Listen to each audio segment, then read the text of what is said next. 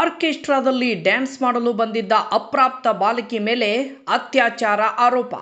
ಖ್ಯಾತ ಜಾನಪದ ಗಾಯಕ ಮ್ಯೂಸಿಕ್ ಮೈಲಾರಿ ವಿರುದ್ಧ ಪೋಕ್ಸೋ ಕೇಸ್.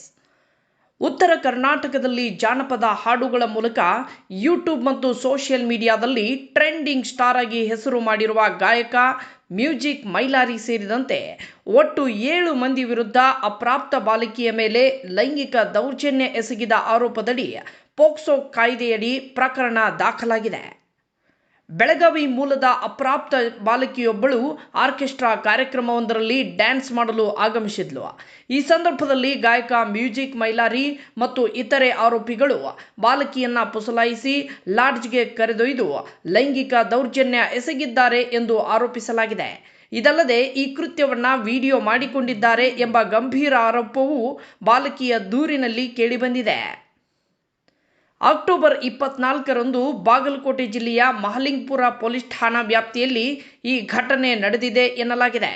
ಒಂದು ಗ್ರಾಮದಲ್ಲಿ ಹನುಮಂತ ದೇವರ ಓಕುಳಿ ಸಂದರ್ಭದಲ್ಲಿ ಆಯೋಜಿಸಲಾಗಿದ್ದ ಆರ್ಕೆಸ್ಟ್ರಾ ಕಾರ್ಯಕ್ರಮಕ್ಕೆ ಮ್ಯೂಸಿಕ್ ಮೈಲಾರಿ ಹಾಡಲು ಬಂದಿದ್ರು. ಅದೇ ಕಾರ್ಯಕ್ರಮದಲ್ಲಿ ಸಂತ್ರಸ್ತ ಬಾಲಕಿ ಡ್ಯಾನ್ಸ್ ಮಾಡಲು ಬಂದಿದ್ಲು.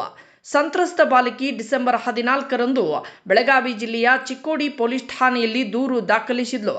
ಘಟನೆ ನಡೆದ ಸ್ಥಳ ಮಹಲಿಂಗಪುರ ಠಾಣಾ ವ್ಯಾಪ್ತಿಗೆ ಬರೋದ್ರಿಂದ ಡಿಸೆಂಬರ್ 15ರಂದು ಪ್ರಕರಣವನ್ನ ಅಲ್ಲಿಗೆ ವರ್ಗಾಯಿಸಲಾಗಿದೆ. ಸದ್ಯ ಮ್ಯೂಸಿಕ್ ಮೈಲಾರಿ ಸೇರಿದಂತೆ Shankar Athani, singer Danavi, Benkilata, singer Rukmini, DJ Mahantesh ಸೇರಿ 7 ಜನರ ವಿರುದ್ಧ ಎಫ್ಐಆರ್ ದಾಖಲಿಸಿರುವ ಪೊಲೀಸರು ತನಿಖೆಯನ್ನ ಮುಂದುವರಿಸಿದ್ದಾರೆ. ಇನ್ನು ಮ್ಯೂಸಿಕ್ ಮೈಲಾರಿ ಉತ್ತರ ಕರ್ನಾಟಕದ ಜಾನಪದ ಶೈಲಿಯ ಹಾಡುಗಳ ಮೂಲಕ ಯೂಟ್ಯೂಬ್ನಲ್ಲಿ ಭಾರೀ ಜನಪ್ರಿಯತೆ ಗಳಿಸಿದ್ರು.